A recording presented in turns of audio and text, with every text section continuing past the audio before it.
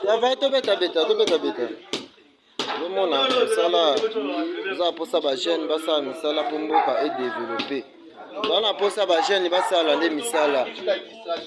Twana posa ba jeune basala misala po mboka et développer.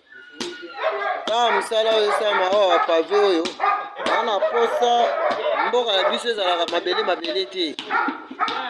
Mboka na biso po nyonso ezalaka pavé. Nde bozomona awa misala ezosalema kitoko. Mutu na mutu ana position déjà ya misala bana mike ya mikolo te. Papa mikolo te, papa mikolo. Omona aux églises. Ozo décorer ngo, ozomona awa. Donc aux églises, c'est il faut décoration mutu na mutu. Ça misala ekende kitoko. Nde bozomona awa parking nango yango tozotia déjà.